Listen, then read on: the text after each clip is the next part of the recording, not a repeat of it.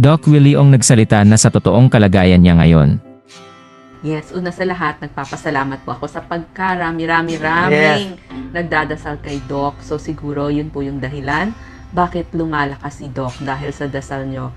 Siyempre, pag kayo ang humiling sa Panginoon, papakinggan kayo. Salamat po. Sa isang video na ibinahagi ni Doc Willie Ong ngayong araw, ay inamin nitong mas naging maganda ang kanyang pakiramdam sa chemotherapy na kanyang isinagawa sa Singapore. Paglalahad ng doktor, medyo nadagdagan ang kanyang timbang at gumaan ang pakiramdam. Ngunit hindi pa siya tuluyang magaling at mahaba-haba pa ang proseso sa kanyang gamutan.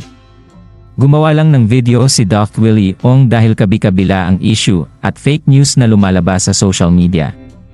Mayroong nagsasabi na mas malubha siya ngayon at mayroon din namang mga tao na sinasabing wala na siyang cancer. Ganun pa man, ayon kay Doc Willie Ong ay nagpapasalamat siya sa mga taong nananalangin sa kanyang kagalingan. Marami kasi siyang natatanggap na mga novenas at messages sa ating mga kapwa rahi sa ibang bansa. Kaya namang, kahit pa man din sa hirap na kanyang pinagdadaanan these past few days, ay positibo pa rin si Doc Willie Ong na kanyang malalampasan ang pasubok na ito sa kanyang buhay.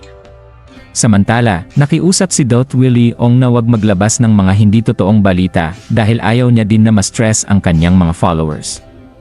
Marami kasing matitigas ang ulo na ginagawang content ang at sinasabi ang mga di totoong balita patungkol sa kanya. Sa ngayon, mayroon pa siyang mga series of chemo na pagdadaanan. Ayon naman kay Doc Liza Ong ay maganda ang mga past results ng kanyang mga tests at hoping sila na lumiit ang bukol ni Doc Willie Ong. Kaya naman, payo nila ay huwag tayong magpaka-stress dahil mas maganda kung ating mas pahahalagahan ang mga magagandang bagay sa ating buhay. Anong masasabi niyo sa balitang ito?